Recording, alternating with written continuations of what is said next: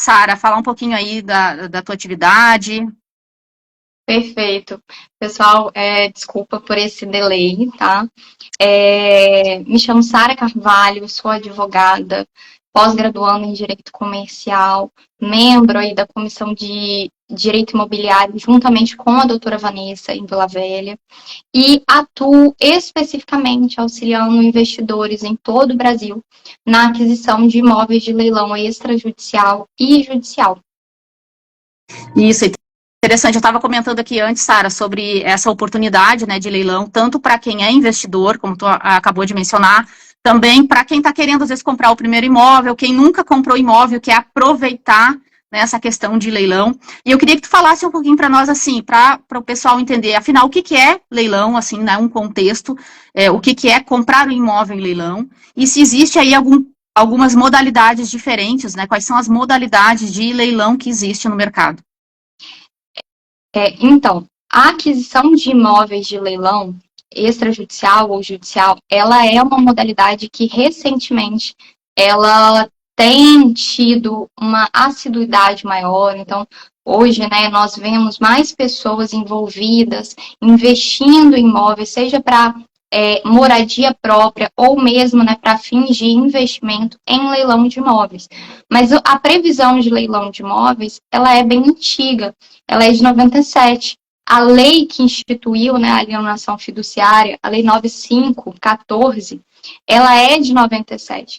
Então, desde lá atrás, já tem essa previsão legal que permite ao credor fiduciário, que normalmente é uma instituição bancária, em caso de inadimplemento desses contratos fiduciários, levar, né, o bem que é propriedade do credor fiduciário a leilão.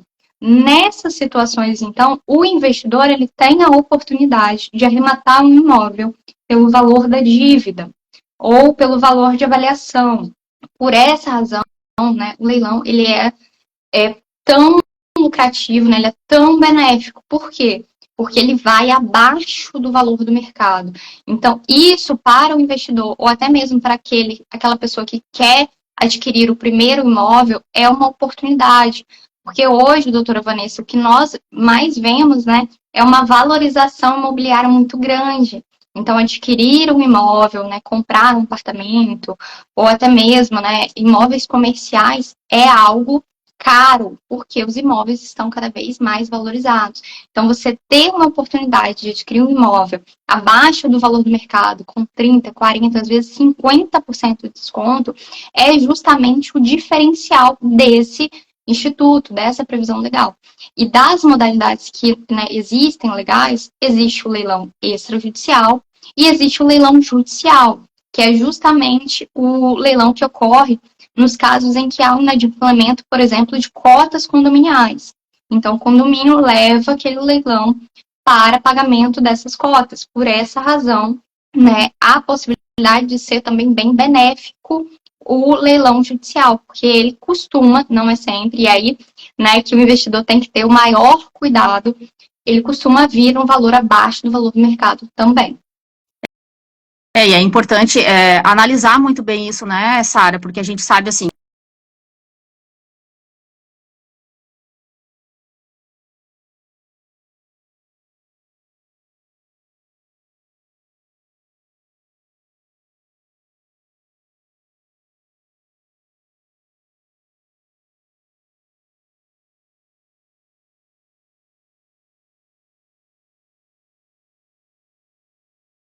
que vai incidir. Então, a gente tem ali também essa questão de podem ter algumas dívidas, depois eu quero que tu fale um pouquinho sobre isso, né, que pode haver alguma dívida oculta, pode ser que neste valor aí também esteja sendo incluída algumas outras questões.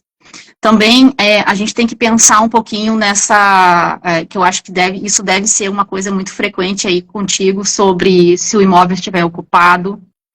E também essa questão de fraude, né, a gente tem que cuidar. Então, assim, você falou que a gente tem oportunidade de ter leilão judicial e extrajudicial, né? O judicial, aí, a gente tem essas questões das cotas, a gente tem também dívidas, né? A gente vê muito comum, eu acho que até agora tem vários leilões abertos aí de dívidas trabalhistas, né? Então, eu já participei de algumas questões de imóveis penhorados e leiloados por dívidas trabalhistas. Então, a gente sabe que isso realmente ocorre. E o extrajudicial aí, que a gente está vendo que tá essa força, que é um processo, às vezes, muito mais rápido e muito mais célere, né, para a gente, como advogado, a gente atuar e fazer essa assessoria é bom também para o cliente, que funciona, às vezes, com menos burocracia, né? Mas a gente tem que analisar muito essa questão também de como está sendo feito o leilão. Porque a gente tem essa questão do leilão, eu queria que tu falasse um pouquinho sobre a possibilidade de leilão online, né? A gente sabe que nós temos leilões presenciais e isso ainda acontece, mas a questão do leilão online agora surgiu com muita força, né, de um tempo para cá, e facilita a gente, né, nós como advogados atuamos no Brasil inteiro, as pessoas também, os interessados e investidores ou compradores, enfim, conseguem dar lances em qualquer lugar. E eu queria que tu falasse um pouquinho sobre essa questão de leilão de leilão online, como que funciona na prática e o que a gente tem que cuidar com relação a isso. O leilão online, como a doutora bem pontuou, ele é uma oportunidade tanto para o investidor conseguir adquirir imóveis em todo o Brasil, como para nós conseguir atuar assessorando, né, esses investidores em todo o território nacional. Porque ele possibilita, né, que o investidor ele saia da fronteira do estado em que ele está e ele possa ir para o estado, né, e para outros estados, aumentar ali a sua atuação. Então, assim, hoje o leilão online, ele dá essa possibilidade. Quais são os desafios e qual é o cuidado que o investidor tem que ter? Cada leilão, ele tem um requisito, ele tem um procedimento. Então, se você vai participar de um leilão, você tem que olhar no edital, tem que analisar como é que é a habilitação, como que irá ocorrer, quais os horários. Então, não existe nenhum procedimento padrão. Cada leilão, ele tem ele tem um procedimento específico, uma forma que tem que ser respeitada. Então, para não ocorrer, né, no último segundo do tempo, você acabar perdendo uma ótima oportunidade, porque não se atentou, né, não fez a habilitação dentro do prazo que precisa ser feito, o ideal é que antes, né, na análise prévia daquele imóvel, você já analise todas essas questões procedimentais para que no dia do lance você esteja, né, habilitado, você tenha toda a documentação necessária para poder realizar ali aquela arrematação. Porque essa questão do leilão online facilita, mas é como você estava falando, né? Tem sites específicos. A maioria dos sites são sites dos leiloeiros, né? Então, cada leiloeiro tem ali algum requisito de participação no cadastro. Então, tem cadastro prévio, que precisa alguma documentação ou não, enfim. E também a gente tem que cuidar, né, Sara, sobre essa questão de verificação se esses sites são verdadeiros, né? Porque, assim, a gente está na internet, a gente está aqui, todo mundo, a internet nos auxilia, nos ajuda muito, né? Facilitou o trabalho, nosso trabalho, o trabalho de diversas pessoas, mas a gente tem que estar sempre atento a ter sempre segurança, porque a gente está correndo risco aí de qualquer fraude, como presencialmente, como online, a gente está vendo que é muito comum. E sobre essa questão, né, dos sites, a gente tem, né, uma ferramenta, um meio de conseguir verificar isso, né? Então, todos os leiloeiros, assim como nós, advogados, para ser advogados, nós somos cadastrados na OAB, a nossa OAB está ativa, qualquer pessoa pode entrar no Cadastro Nacional dos Advogados e consultar pelo nosso nome ou número da OAB, ele vai saber que nós somos advogados atuantes, estamos ou não regulares para exercer a profissão. E a mesma coisa acontece com o leiloeiro, né? Então, como que funciona? Eu queria que falasse um pouquinho sobre isso, né? Como que para a gente ter essa segurança de que aquele leiloeiro, de fato, pode atuar. Perfeito, doutora Vanessa. Primeiramente, né, nós sempre aconselhamos que o investidor, a pessoa que tem interesse de arrematar imóvel via leilão, extrajudicial ou judicial, ele tem uma assessoria jurídica. Lógico, né, o objetivo até mesmo dessa live é que a gente possa, né, informar para vocês algumas medidas que vocês podem tomar para que vocês se resguardem durante essa arrematação, durante essa aquisição de imóvel. Mas é estar com uma assessoria jurídica especializada que vai te dar, né, uma segurança maior, até para evitar cair nessas fraudes, né, nessas modalidades, né, de erros que atualmente estão existindo. Então, leilões falsos estão aos montes. Como verificar? Forma básica, né? Entrar no site daquele estado e verificar na junta comercial o registro daquele leiloeiro. Então, esse é o ponto primordial. Assim como a doutora Vanessa explicou, cada advogado tem um cadastro. Cada leiloeiro também tem um cadastro. E esse leiloeiro, ele tem que respeitar regras. Então, ele tem que estar com o seu cadastro ativo e vai indicar no cadastro, junto à junta, quem é que vai realizar aquele leilão. É o leiloeiro? É um preposto? Né, indicado pelo leiloeiro? Isso precisa estar previsto. Por quê? Porque ele se responsabiliza, né, por aquele leilão.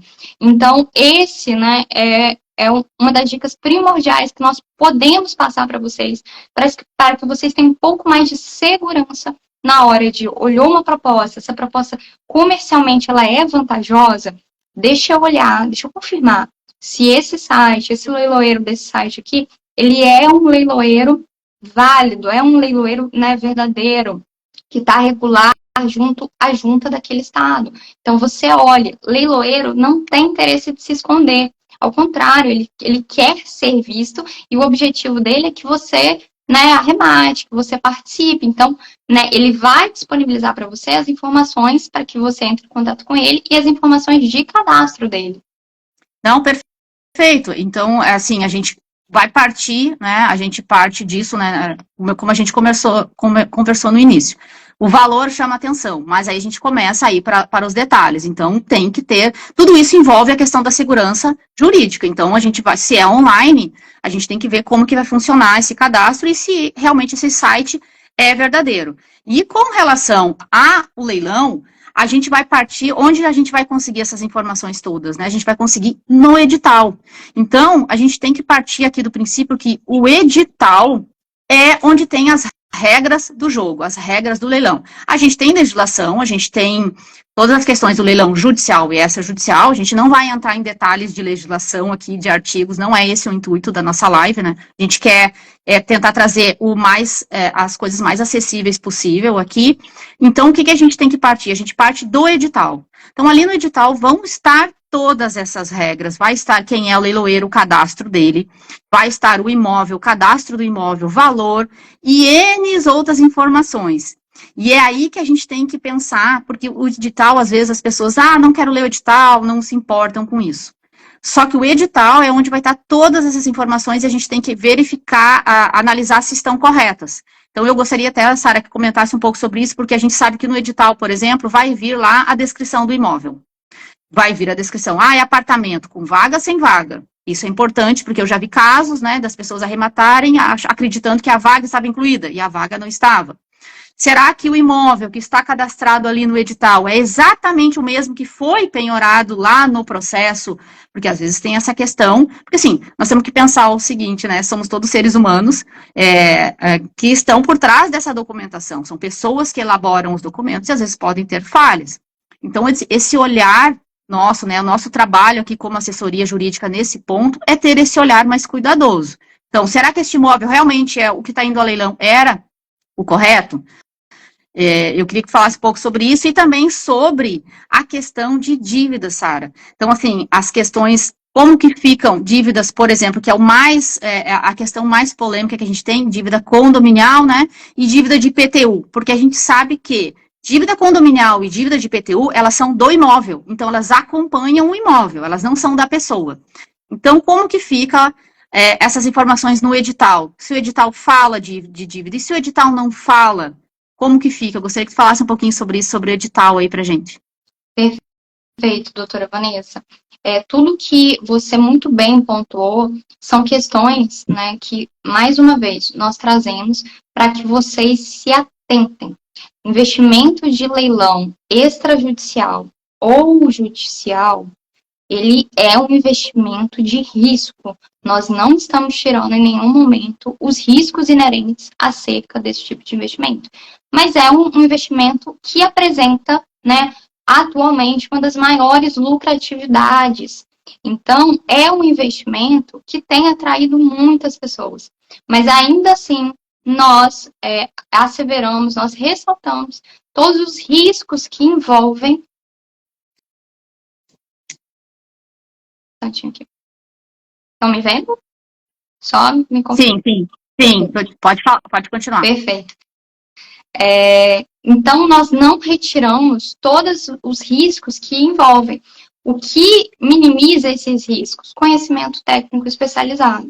Então, é ter uma boa assessoria e, principalmente, né, se munir dessas dicas. Para quê? Para evitar cair numa fraude, evitar cair, né, numa proposta que aparentemente ela é vantajosa, mas que ela esconde, né, problemas que podem inviabilizar o lucro que você teria nessa arrematação.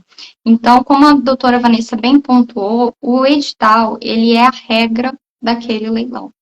O edital, principalmente, né, tratando aqui sobre o leilão extrajudicial, o edital, ele vai prever quais as responsabilidades que vão ser inerentes àquela vendedor e àquele comprador.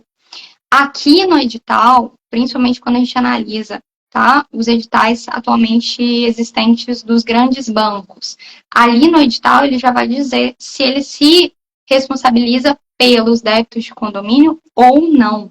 Há modalidades em que os débitos de condomínio e IPTU são de responsabilidades do arrematante, do comprador.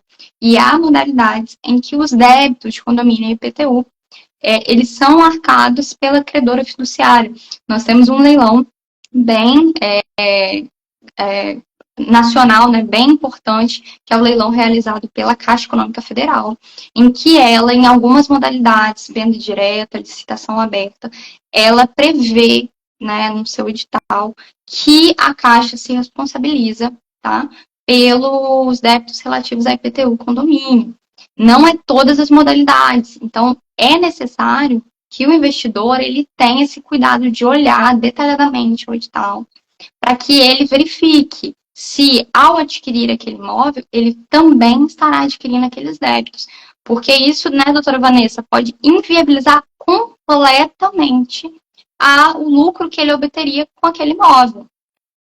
Perfeito. A gente sabe assim, ó, pelas regras, né, o imóvel vem limpo, né? Pelas regras, o valor da arrematação, ele deve ser para pagar tudo que exista, né, de débitos de qualquer coisa do imóvel. Essa é a regra, tá?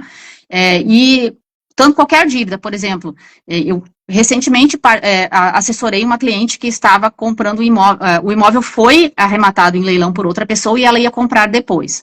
E esse imóvel foi arrematado em razão de uma dívida trabalhista por um valor X. Mas esse imóvel, essa pessoa tinha outras dívidas trabalhistas e ela estava preocupada, mas e como é que fica as outras? Eu falei, olha, as outras vão ficar, porque esse imóvel, o valor da arrematação não conseguiu quitar tudo, tá? Mas vai pagar essas dívidas e o imóvel vai vir limpo. Agora, sobre a questão de condomínio e IPTU, a lei fala que isso vem incluído na arrematação. Mas, às vezes, né, Sara, no edital está constando ali, salvo se. Então, se vier dito que, por exemplo, que tem dívidas, mas salvo dívidas anteriores e tal. Então, por isso que às vezes tem que ler. Então, a gente não pode ficar na regra geral. A regra geral da legislação diz que todas as dívidas são incluídas na arrematação e o imóvel viria limpo para o arrematante. Mas a gente tem esses cuidados, sim. Por isso que eu falei antes da questão da leitura com muito cuidado do edital. E essa parte aí, realmente, da assessoria é muito importante nesse ponto. Porque a gente sabe que, assim, como você falou, as pessoas pensam no valor, mas, assim, tem custos isso. Então, além da arrematação, tem o custo do leiloeiro, que normalmente depende, mas regra, normalmente é 5% do valor do imóvel, esse valor tem que ser pago. Tem o ITBI, né, as pessoas têm que pensar nisso também. A ITBI, que é o Imposto de Transmissão, na compra de um imóvel em leilão. Esse imóvel depois vai ser a carta de arrematação, vai ser registrada no RGI, e isso tem um custo. Então, não é só o valor do imóvel. A gente está falando aqui realmente de uma compra, né, por leilão. Então, vai ter a arrematação, o valor do imóvel, mas temos as outras despesas. Então tudo isso tem que ser colocado numa planilha, né, Sara? Tem que ser muito bem analisado e muito bem pesado para ver se vale a pena. E às vezes, mesmo tendo dívidas, por isso que a gente está falando aqui de análise de risco, não é de evitar, porque nós não temos como evitar risco, ninguém pode garantir nada para ninguém, 100%, a gente está para diminuir riscos e alertar as coisas que podem acontecer, e quem vai decidir isso sempre é o cliente, né? Nós, o nosso papel de advogado é orientar, é dar um parecer, mas quem decide se vai ou não arriscar é o cliente. Então, isso tudo tem que ser considerado. E, às vezes, tem dívidas que valem a pena, né, dependendo do valor, assumir. Então, de repente, mesmo que tenha alguma dívida aqui, olha, vai ter uma dívida de IPTU que vai ter que ser paga. Às vezes, o valor não é alto, né? Então, tudo isso tem que ser muito bem pensado. Sara, eu queria que tu falasse um pouquinho, acho que a gente comentou antes, se tem na tua prática de experiência, fala um pouquinho para nós, que eu sei que essa é uma grande dúvida. Como que fica, que as pessoas têm medo, imóvel ocupado? Isso acontece muito no judicial, também acontece mais no extrajudicial, que a gente sabe, esses imóveis aí alienados, né, que a pessoa está ocupando e parou de pagar, e aí acaba indo para leilão e a pessoa está lá. Como que é o procedimento?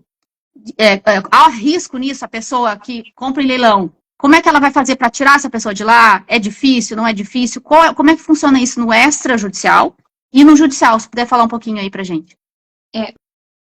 Doutora Vanessa, esse é o grande medo da maioria dos investidores, imóvel ocupado. E esse é um tabu que precisa ser quebrado, porque hoje já existe legislação específica que protege o arrematante. Então, assim, para nós, né, que realizamos assessoria para investidores dentro desse mercado, quando encontramos um imóvel que está ocupado, isso não é empecilho para a aquisição deste imóvel. Ao contrário, tá? Nós temos mecanismos, nós temos, né, um método, sempre privilegiando, né, a autocomposição, uma mediação, uma tentativa, primeiro, extrajudicial de solução desse conflito, para que depois, né, caso a negociação extrajudicial não tenha, né, o êxito, a gente ingresse com as medidas judiciais cabíveis, né? Existe a lei que prevê a emissão na posse, então tem um prazo legal que dentro do judiciário, ele tem que deixar esse imóvel, mas até mesmo por uma questão de custos, tá? Nós sempre orientamos antes a tentar extrajudicialmente conversar com aquele morador ou aquela pessoa que está no imóvel, informando, né, que o imóvel foi arrematado, que o imóvel, né, não é mais de sua propriedade e que o imóvel houve a transferência da propriedade para outra pessoa. Então, quando há, né, essas informações, quando a gente tem ali esse extrajudicial que acaba, né, sendo vantajoso, a gente consegue uma diminuição de custos para o investidor, que seriam os custos judiciais para ajuizamento da ação específica, e a gente consegue, né, dentro de um tempo menor, a saída desse morador do imóvel. E assim, né, tudo isso, né, é custo, então tudo é calculado, a gente consegue que esse imóvel ele seja liberado. Então, essa questão de imóvel ocupado, ela não é um problema para quem já tem um advogado, já tem uma assessoria jurídica lhe auxiliando. Lógico, né, quem está se aventurando nessa modalidade acaba, ao encontrar um morador que é resistente, né, temendo ali o que vai acontecer, tendo que procurar um advogado às pressas, tendo, né, que tomar ali medidas urgentes, né, mas quando se tem ali, né, um cuidado antes, já tem um acompanhamento de um profissional da área, né, essas questões elas são facilmente resolvidas, né.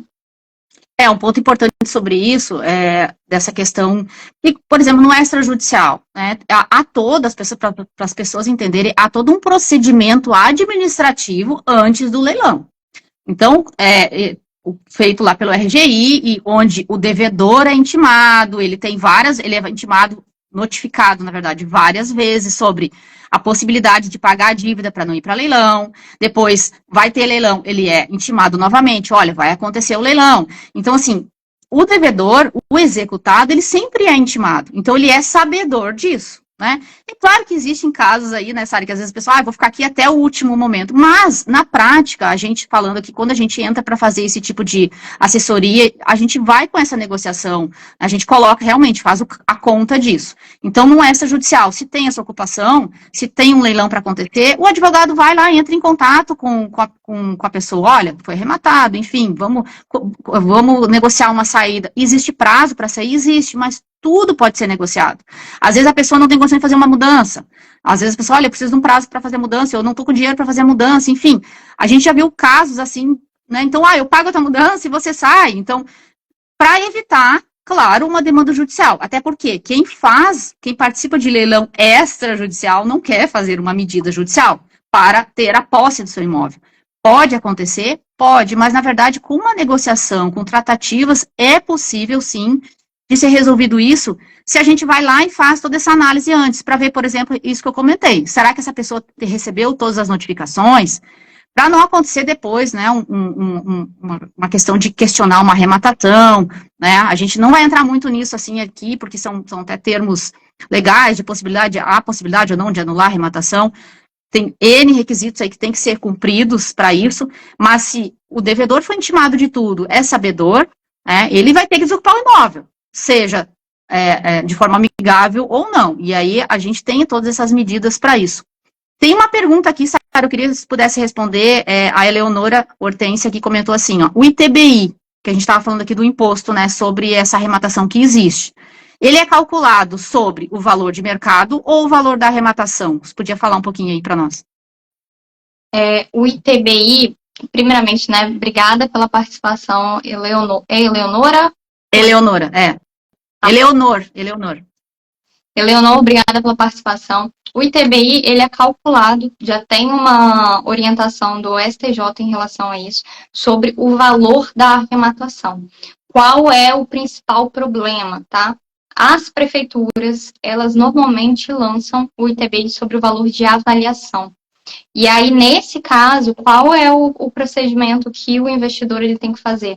Ou ele paga, e aí depois ele ingressa com uma ação de reembolso desse valor, ele pede a diferença, né, que foi pago a mais, ou ele questiona isso administrativamente, aí ingressa com um processo administrativo. Tudo isso tem que ser avaliado, né, com relação a custos e principalmente, né, com relação a qual é o interesse do investidor.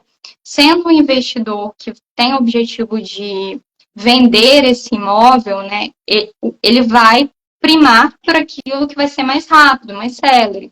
Então, talvez pagar e depois pedir uma restituição depois, para que esse processo, né, essa transferência desse imóvel, a regularização da matrícula, não demore. Então, isso tudo é um procedimento que precisa ser analisado caso a caso e principalmente dentro daquele interesse do investidor.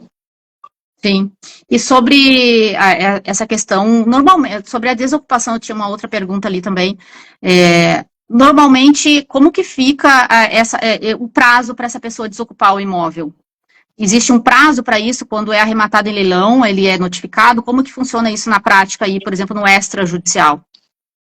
Existe um prazo, a lei de emissão na posse, ela prevê um prazo legal para saída desse morador, tá? Se eu não me engano, é até 60 dias. Então, qual é o procedimento? Nós ingressamos com a ação de emissão na posse, demonstramos a propriedade, então demonstra que foi arrematado, principalmente, tá? Aconselho a entrar com a ação de emissão na posse depois que já foi feito o registro na matrícula desse proprietário. Então, quando ele arremata, após ele fechar o contrato, né, se for extrajudicial, fechar o contrato de financiamento ou fechar, né, o contrato com aquela credora, assumindo, né, a responsabilidade por aquele imóvel, ele vai registrar isso na matrícula. Então, depois que ele tem esse documento, normalmente nós ingressamos, se for o caso, com a ação de emissão na posse, demonstrando a propriedade, demonstrando que notificamos aquele morador, mostrando a propriedade, mostrando que houve a consolidação da propriedade para esse arrematante, e que não foi possível a tratativa extrajudicial. Então, por essa razão, nós recorremos ao judiciário. Normalmente, o judiciário, ele concede ali até 60 dias para essa pessoa se retirar do imóvel. Se ela não sai, aí o oficial de justiça vai proceder, com a retirada, por força policial desse morador. Sim, aí vai ser como se fosse a questão do despejo, né? Por isso que é importante as pessoas, quem está aí com o imóvel financiado e fica com atraso e não paga, esse procedimento extrajudicial de leilão é muito rápido, né? Tem os prazos lá do atraso, é notificado para pagamento, se não paga, já o banco já faz a consolidação do imóvel, já vai providenciar essa questão do leilão. E aí, numa arrematação, isso é tudo muito ágil. Então, assim, eu sei que às vezes as pessoas, querem permanecer no imóvel, enfim, mas isso vai acontecer. Então, o arrematante vai ter o direito, sim, da posse do imóvel dele. Então, se não for de uma forma amigável, que na maioria das vezes acontece de ser amigável, sim, como a gente conversou, vai lá, negocia um prazo. Se não der, vai ser uma ação judicial. E se ele não sair, nessa área de boa vontade, vai ter uma ordem judicial e vai ser despejado, porque é um negócio imobiliário, ele sabia disso, quando comprou o imóvel, quando a gente faz o financiamento, a gente sabe das regras. Então, tudo tem os direitos e também tem as obrigações. Então, é muito importante ficar sempre atento, a isso, o seu financiamento, como é que ele está andando, para não vir sofrer alguma questão dessa, como a gente está vendo agora, como eu falei ali no início da live, estamos com diversos aí imóveis da Caixa para leilão agora, recentemente, tudo aí oriundo de financiamentos imobiliários que não foram cumpridos, Deixa eu te perguntar sobre a questão de, existe alguma possibilidade ou algum prazo e tal de desistir de um leilão? Tem alguma penalidade? Por exemplo, eu participei de algum leilão, eu arrematei e quero desistir. Eu posso desistir? Não posso? Eu tenho alguma penalidade? Tem algum prazo sobre isso? Sim, existe a possibilidade de desistir de uma arrematação que foi realizada. Qual é o problema, Existem consequências. Como nós tratamos desde o início dessa live, o leilão, seja extrajudicial ou judicial, é uma modalidade de investimento de risco, Nós temos uma possibilidade econômica alta da advinda aí de um lucro com a venda desse imóvel, com a compra e venda desse imóvel, mas é uma modalidade de risco. Então, existem procedimentos em cada uma dessas modalidades que precisam ser respeitados. Dentro da modalidade, por exemplo, dos leilões da Caixa, a desistência, depois da arrematação, você tem como consequência, a possibilidade de não poder participar de um próximo leilão e a multa, além dos custos com o leiloeiro, se for uma modalidade que tenha a incidência de percentual do leiloeiro. Então, isso é custo que precisa ser analisado pelo arrematante, porque isso tudo vai ensejar um valor que precisará ser gasto. Então, isso tudo precisa ser analisado. Não aconselhamos a entrar em qualquer leilão justamente por isso, porque você não pode sair desse leilão de qualquer forma. Você precisa ver quais são as consequências, o que vai ser gasto.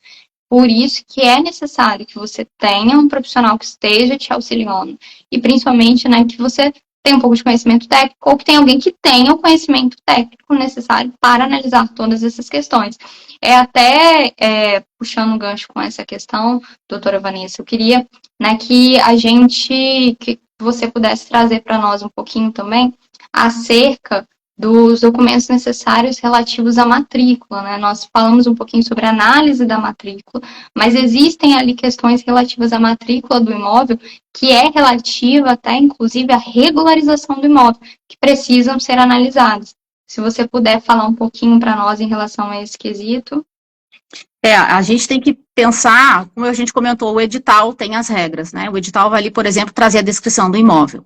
Mas mesmo, e a descrição, e às vezes também é apresentado, acho que na maioria das vezes, a própria matrícula. Só que o que que acontece? Às vezes, aquela matrícula que está ali no edital é muito antiga. Isso acontece muito, por exemplo, em leilões judiciais, né? Então, foi anexada uma matrícula há 2 anos lá no processo, e aí demora para acontecer um leilão, até acontecer, vem aquela matrícula.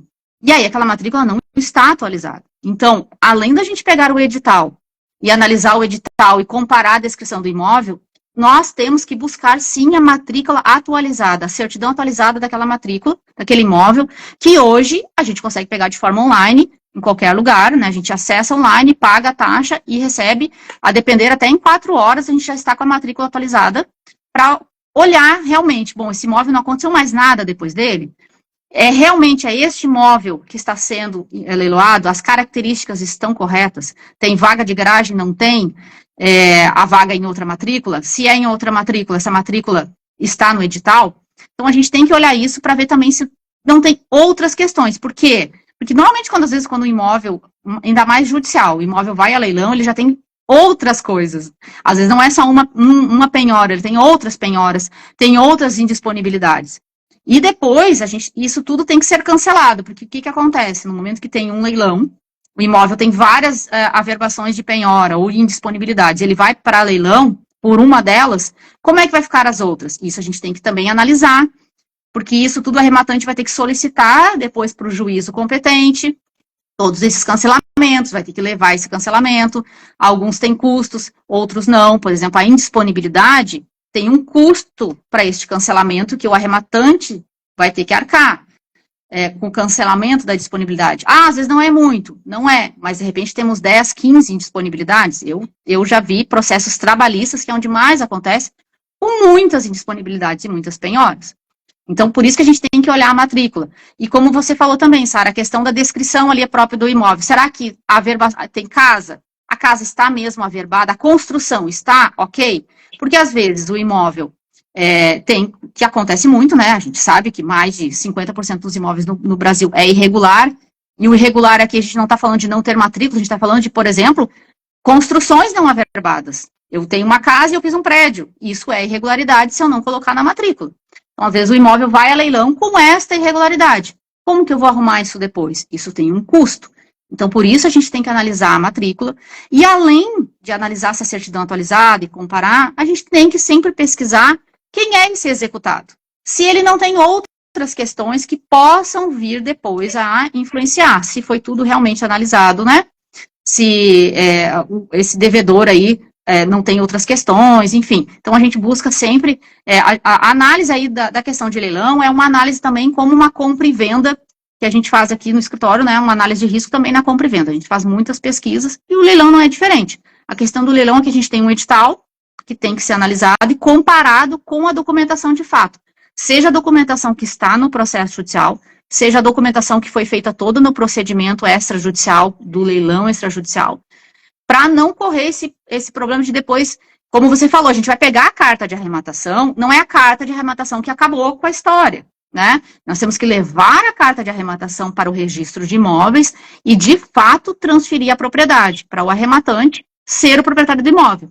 E aí a gente tem que ter todas as regras para essa carta de arrematação poder ser registrada, né? Então, por isso a importância realmente de fazer essa análise com maior cuidado, para não... mesmo tendo todo esse risco, a gente vai procurar minimizar tudo. E se tiver alguma irregularidade, a gente já vai poder saber antes e ver, não, vale a pena fazer mesmo assim, ou então não, eu não vou, mesmo o valor sendo bom, a irregularidade é muito complexa e não vale a pena neste momento. Perfeito. O senhor Henrique, ele mandou uma pergunta aqui, que é o seguinte: e a visita ao imóvel antes do leilão? E as danificações existentes no imóvel? O ideal é visitar o imóvel, né? Esse seria o ideal. Mas como a gente está falando aqui, por exemplo, leilão online, a gente está aqui no Espírito Santo, nós estamos aqui no Espírito Santo e tem leilão em qualquer lugar do país. Aí eu tô participando de um imóvel no Rio Grande do Sul. Como é que eu vou... Desculpa. Como é que eu vou visitar lá no Rio Grande do Sul? Claro que Claro que, né, pode contratar alguém para ir lá olhar, mas às vezes tem leilões, né, Sara, que não dá para fazer essa visita, não há como. E aí fica assim, então, a gente tem que fazer todo o máximo possível para descobrir tudo o que tem do imóvel. Por isso que a gente está falando aqui, risco tem, né? Risco tem, vai ter sempre. No site do leiloeiro, às vezes alguns têm fotos, outros é uma foto.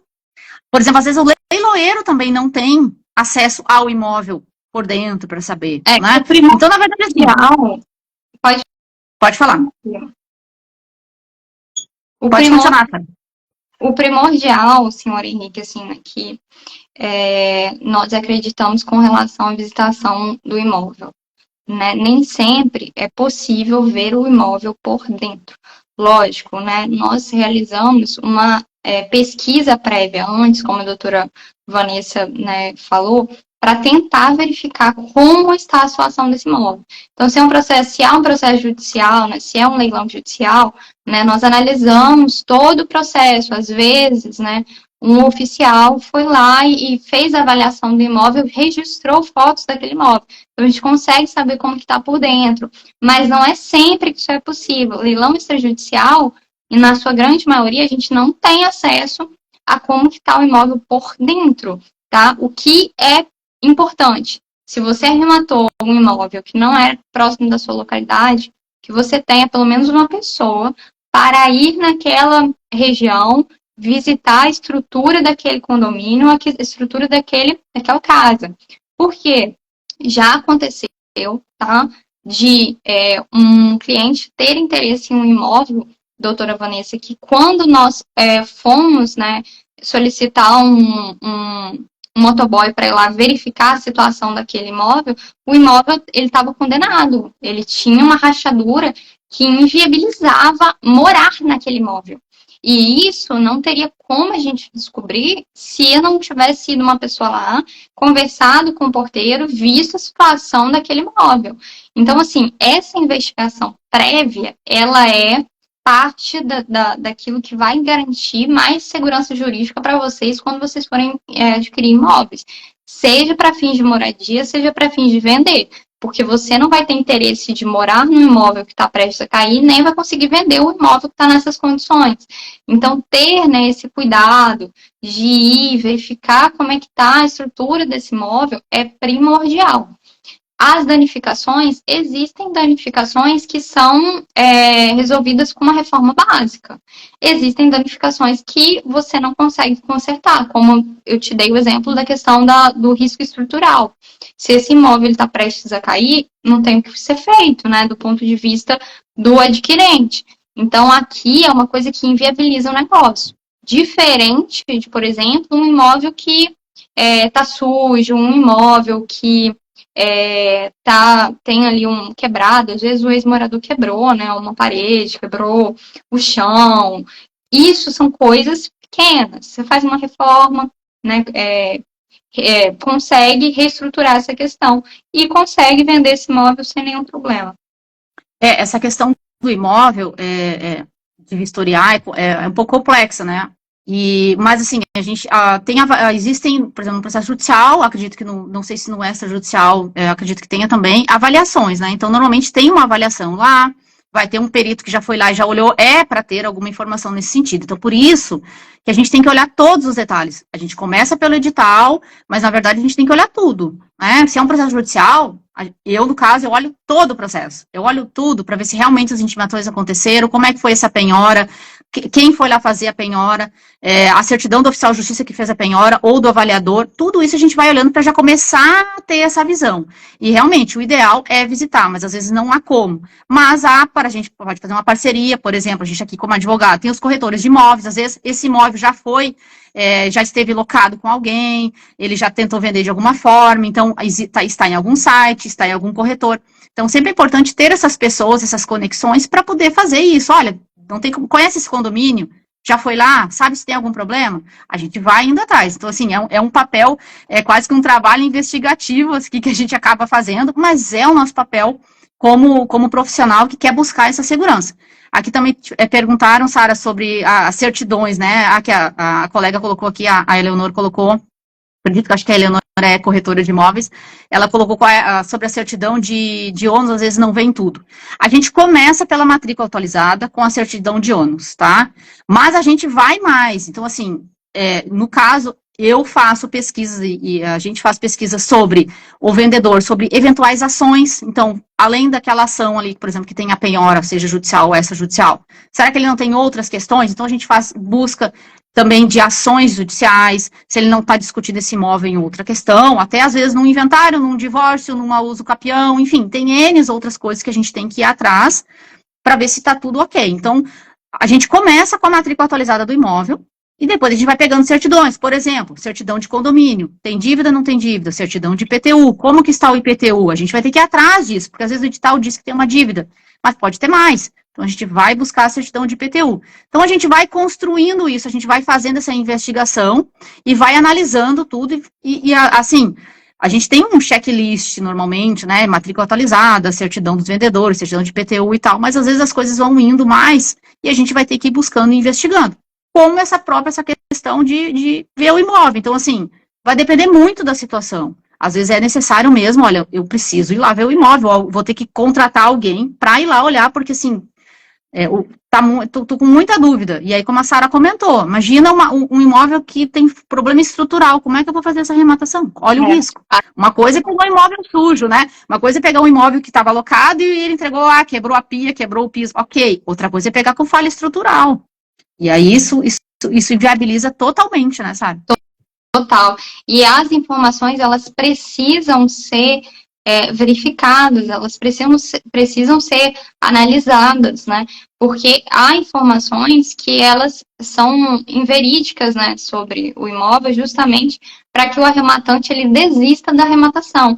Então, enquanto você falava, doutora Vanessa, eu lembrei de um caso de um cliente nosso que tinha interesse em arrematar um imóvel no Rio de Janeiro. E quando nós entramos em contato com a atual moradora, né, e em conversa com ela, ela havia me informado que o imóvel estava com risco de desabamento. E isso nos preocupou muito de início, justamente porque não tinha encontrado nenhuma outra informação de que esse imóvel tinha algum risco estrutural. E conversando com corretores da região, nós questionamos essa informação e buscamos, né, averiguar se realmente o imóvel ele tinha algum problema estrutural. E os corretores nos informaram que não tinha nenhum risco estrutural, inclusive havia outros imóveis daquele mesmo edifício que estavam à venda. Então, essa era uma informação que ela nos passou, porque ela não queria que o imóvel fosse rematado. Lógico que a gente conferiu as informações e que, com posse, né, de mais dados, nós conseguimos dar ao arrematante informações necessárias para que ele pudesse tomar a decisão de arrematar ou não o imóvel. Conclusão, arrematou o imóvel, ela saiu do imóvel e ele conseguiu ali adquirir um imóvel abaixo do valor do mercado e disponibilizar esse imóvel para venda, né, num valor de mercado, oferindo ali o lucro que ele pretendia com aquele imóvel. Claro, assim, ninguém quer perder, né? Quem está lá, na verdade, está perdendo o imóvel, tem as consequências, como a gente comentou, né? Não pagou, enfim, alguma dívida, é o risco, está perdendo. Mas é claro que não quer sair. Então, assim, por isso que a gente tem que ficar atento. Nós partimos da documentação, nós, como advogados, partimos de documentos. Depois dos documentos, a gente vai analisando e realmente conversar com alguém, como a gente conversou. Olha, vamos conversar com algum corretor, alguém. Este imóvel já esteve no mercado de alguma forma, então alguém conhece. Então, cabe a gente ir entrando em contato e conversando para ir atrás disso, porque às vezes só conversas não nos servem, né, de embasar. A gente tem que ter documentação para garantir, para nós, como advogados, poder passar para o cliente, olha, nossa opinião é essa, o imóvel está assim, você decide, mas a gente analisou tudo isso. A gente não pode dar informações sem ter uma documentação, alguma coisa que respalde, né, o que a gente está falando. Sara, eu não sei se tu gostaria de falar mais alguma coisa, no fim a gente ia fazer uma live de 30 minutos e já estamos aqui, já nem sei, acho que quase 1 hora, porque o assunto realmente eu tô vendo que tem perguntas, agradecendo aqui a presença, fico muito feliz. O assunto é longo, tem muitas coisas, a gente pode aproveitar, de repente marcar uma próxima conversa, né, Sara, para falar de algum tema pontual, específico. Eu gostaria de agradecer a tua presença, quero que tu faça aí as tuas considerações, se tiver mais alguma coisa para comentar.